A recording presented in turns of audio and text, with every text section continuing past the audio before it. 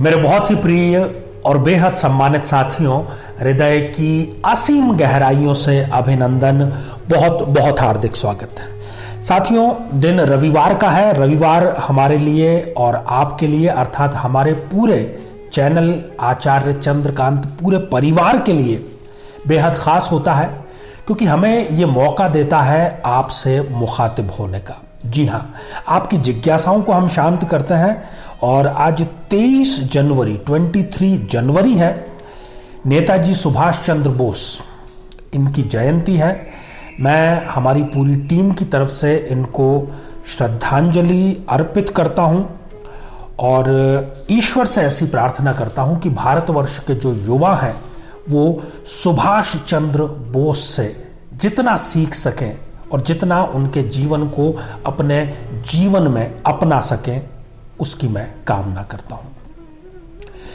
तो साथियों, आगे हम कमेंट्स का सिलसिला प्रारंभ करें उससे पहले एक आवश्यक जानकारी आपको दे दें कि ये जो प्रति रविवार का कार्यक्रम है, ये एक एक करके हम हमारे दोनों चैनलों पर प्रसारित करता है। अगर इस रविवार हम यहाँ पर आचार्य चंद्रकांत चैनल पर ये कार्यक्रम लेकर के आए हैं, तो अगले रविवार हम इसको साधना सिद्धि चैनल पर लेकर के आएंगे। और हाँ, प्रत्येक माह का जो अंतिम रविवार होता है, उस दिन दोपहर के लगभग 12:15 बजे हमारा ये प्रयास रहता है कि YouTube लाइव के माध्यम से आपसे जुड़ें, और वो पूर्ण रूप से निःशुल्क रहता है। आप उसमें कमेंट करके उसमें शामिल हो सकते हैं। अपने जीवन को बेहतर बनाने के लिए, अपनी जन्म कुंडली से संबंधित विश्लेषण के लिए आप वहां पर अवश्य ही संपर्क करें। तो साथियों, बात को आगे बढ़ाते हैं और पहला कमेंट लेते हैं। नयन मीणा जी का ये कमेंट है और आपने लिखा है, मुझे भी कल पता चला कि मैं भी मंगली हूं। देखिए नयन जी, कल पता चला, जब जागो तभी सवेरा है। आपको पता तो चल गया। कई लोगों को तो जीवन भर पता ही नहीं चल पाता। वो पीड़ित होते रहते हैं, कष्ट उठाते रहते हैं, और अंतिम दशक में जाकर के उनको जिंदगी में ये पता चलता है कि ये किस दोष की वजह से हुआ है। तो आपको पता लग गया है, तो अब समझदारी थोड़ी और दिखाइए।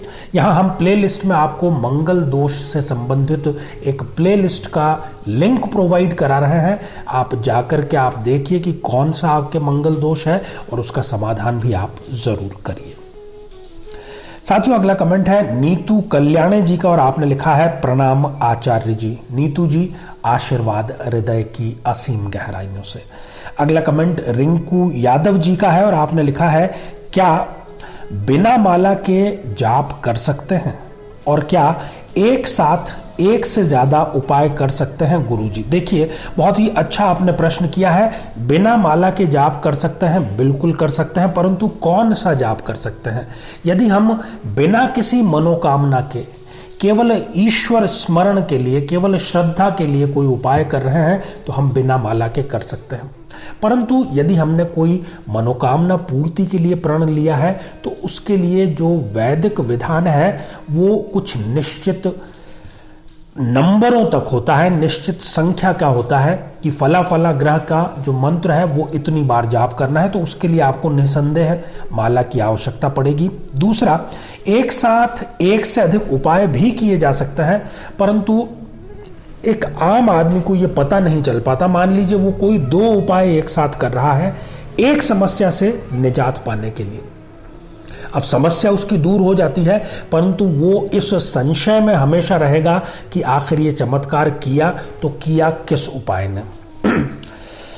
तो आइए साथियों, अब कमेंट अगला हम ले रहे हैं। स्वाति राणा जी का है और ये आपने लिखा है, गुरुजी, मेरे भाई के साथ भी ऐसा ही हुआ है। वो जिंदगी से इतना भटक गया है कि मैं क्या बताऊं। घर वाले कोई उपाय कर सकते हैं क्या? देखिए स्वाति जी, उपाय स्वयं व्यक्ति को ही करना होगा। क्या आप किसी ऐसे व्यक्ति को जानती हैं जिंदगी में जो बिना मरे ही स्वर्ग की प्राप्ति कर ले? तो जिस प्रकार स्वयं के मरे बिना स्वर्ग की प्राप्ति असंभव है, उसी प्रकार से ज्यादातर मामलों में, और खास तौर पर जो आपने प्रश्न पूछा है उस मामले में, जातक को स्वयं ही उपाय संपन्न करना होगा। साथियों, अगला कमेंट नवीन कुमार जी का है। आपने लिखा है, जय श्री राम। नवीन कुमार जी, जय श्री राम। आशीर्वाद हृदय की असीम गहराइयों से।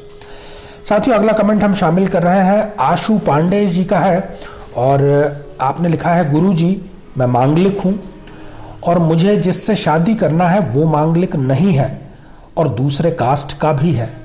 क्या पूजा करवा के उनसे मेरी शादी हो सकती है क्या? देखिए, यहाँ पर आप मंगली जाति का हैं, आप जिससे विवाह संपन्न करना चाहते हैं वो मंगली नहीं है। तो पहले तो आप किसी विद्वान की सलाह लीजिए। कई बार और ज़्यादातर मामलों में मंगल दोष का निरस्तीकरण हो जाता है। ऐसा हो जाए तो बहुत अच्छा है, नहीं तो मंगल के अलावा दूसरी चीज़ें भी हमें मिलानी होती हैं।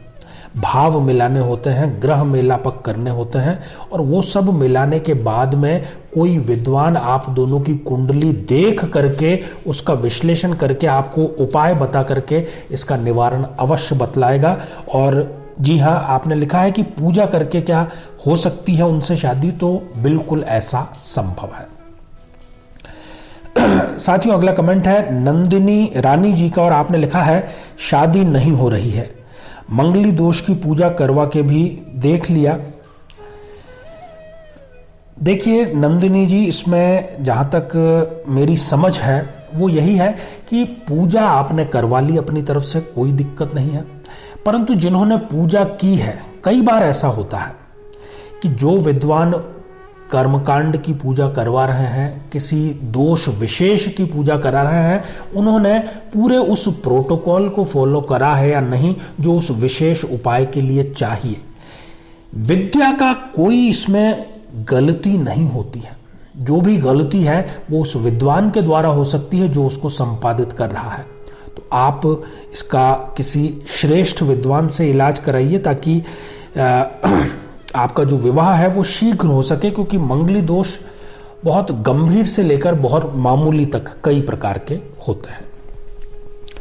साथियों, अगला कमेंट है संगीता कुंभर जी का और आपने लिखा है, मकर लग्न और सिंह लग्न चलेगा क्या? देखिए, वैसे तो ये दोनों आपस में शत्रु लग्न है, परंतु फिर भी यदि कुंडली के भाव मेलापक हो जाएं, ग्रह मेलापक हो जाएं, तो कई मामले में उसको विवाह के लिए हम प्रस्तावित मान करके चलते हैं।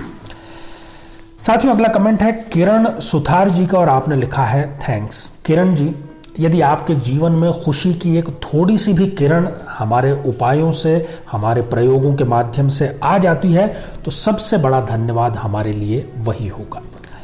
साथियों, अगला कमेंट अमित राय जी का है और आपने लिखा है, हर हर महादेव। अमित जी, आशीर्वाद हृदय की गहराइयों से। अगला कमेंट गोविंदा प्रसाद जी का है, मिथुन लग्न पर 12th हाउस पर शुक्र केतु की दृष्टि हो तो क्या परिणाम होगा? देखिए, इस स्थिति में जो राहु देव हो गए वो आपके हो गए उच्च राशि के, और इस पूरे समीकरण से ये व्यक्ति को साहसी बनाता है, परिश्रमी बनाता है, और जिस किसी भी फील्ड में वो है उसको शिखर पर जरूर लेकर के जाता है। साथियों, अगला कमेंट रघुवीर धाकड़ जी का है, आपने लिखा है, ओम नमः शिवाय। रघुवीर जी, आशीर्वाद हृदय की गहराइयों से। साथियों, अगला कमेंट सपना राठौड़ जी का है और आपने लिखा है, जय श्री कृष्णा। गुरुजी, मेरा लड़का बाहर रहता है, उसकी शादी के लिए पार्वती जी के जो आपने 108 नाम का पाठ बताया है वो मैं कर सकती हूं क्या? नहीं, देखिए सपना जी, ये स्वयं जातक को ही करना है, इसलिए आप उनसे कहें, उनको मनाएं इस बात के लिए, उनको कन्विंस करें कि वो स्वयं इस उपाय को संपन्न करें। साथियों, अगला कमेंट है रेणुका शक्ति जी का, प्रणाम गुरुदेव जी। रेणुका जी, आशीर्वाद हृदय की असीम गहराइयों से। अगला कमेंट है आई लव यू जिंदगी। आपने बिल्कुल सही उत्तर दिया है, 108 नाम। तो जो भी आपका सही नाम है, आपको भी आशीर्वाद हृदय की असीम गहराइयों से। साथियों, अगला कमेंट सन्नी राज का है, गुरुजी आपको दिल से प्रणाम। गुरुजी, अगर धनु लग्न में 11वें भाव में गुरु शुक्र बुध की युति हो और 12th हाउस में मंगल राहु सूर्य की युति हो तो क्या फल प्रदान करेगी? देखिए, यहाँ पर गुरु तो हो गए लग्नेश और शुक्र स्वग्रही होने के कारण इनके जीवन में और खास तौर पर जो प्रोफेशनल लाइफ है उसमें गजब के उतार चढ़ाव आएंगे।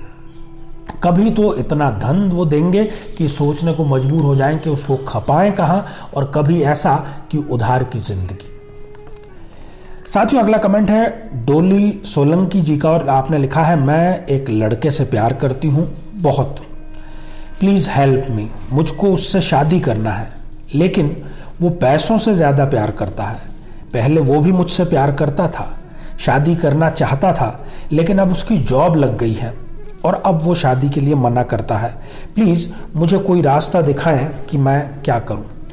देखिए डॉली जी, सबसे पहले तो एक व्यावहारिक सुझाव मैं आपको दे दूं कि व्यक्ति को शादी उससे करना चाहिए जो उससे प्रेम करे, ना कि वो स्वयं उससे प्रेम करे। मान लीजिए कि आपके मामले की मैं बात करूं तो आप उस व्यक्ति से शादी करना चाहती हैं जिससे आप प्रेम करती हैं।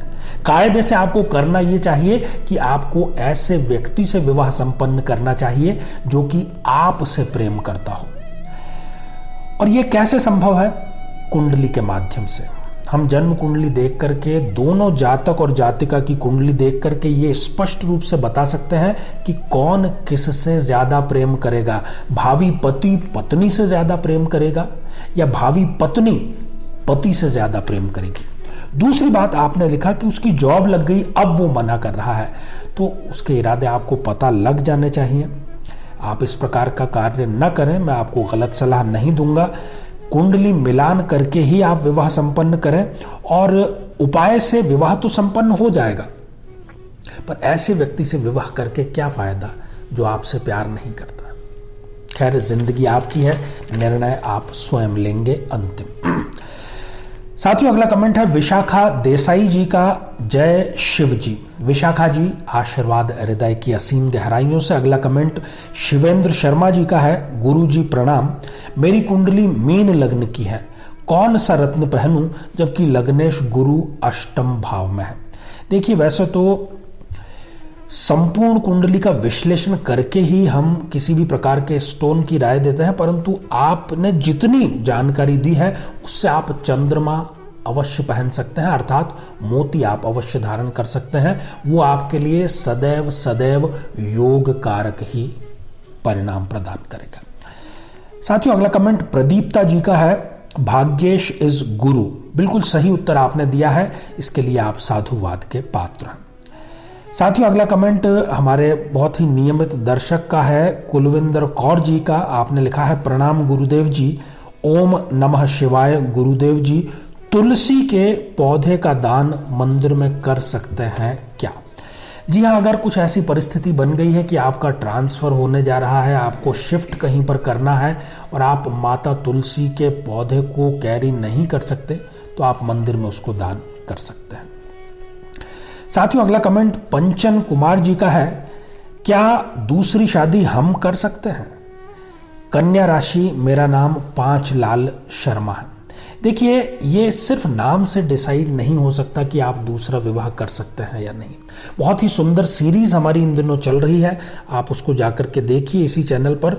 सप्तमेश, धनेश और लाभेश, इन तीनों की स्थितियां ही निर्धारित करती है कि व्यक्ति को तलाक लेना चाहिए या द्वितीय विवाह करना चाहिए या नहीं।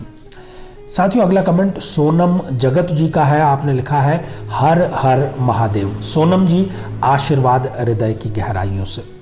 अगला कमेंट विनोद पवार जी का है और आपने लिखा है 1 नंबर भाई। देखिए, आपके स्नेह ने ही हमें 1 नंबर बनाया है और हम हमेशा 1 नंबर रहेंगे अपने कर्तव्य को पालन करने में, आपके विश्वास को जीतने में। साथियों अगला कमेंट है सिमरन जायसवाल जी का। नमस्ते सर, हम शादी करना चाहते हैं लेकिन नाड़ी दोष है कुंडली में और वो मनुष्य और मैं राक्षस गण से हैं, क्या करें? देखिए, नाड़ी दोष तो है अपनी जगह पर, यह भी एक बाधा है विवाह के अंदर। इसके अलावा भी पूर्ण कुंडली मिलान करके ही आपको विवाह करना चाहिए। आप अपना चाहे पसंदीदा विवाह करें तो विद्वान से उसका उपाय पूछें ताकि भविष्य में आपको किसी प्रकार की कोई परेशानी नहीं आए। तो साथियों, ये थे आज कुछ बेहद ही सम्मानित दर्शकों के कमेंट्स और इसी प्रकार से आप अपना स्नेह बनाए रखें। अभी ओमिक्रॉन के मामले पूरी तरीके से समाप्त हुए नहीं हैं। बिना किसी आवश्यकता के घर से बाहर आप ना निकलें, सुरक्षित रहें। आप सभी स्वस्थ, समृद्ध और शांतिपूर्वक जीवन व्यतीत करें। नमस्कार।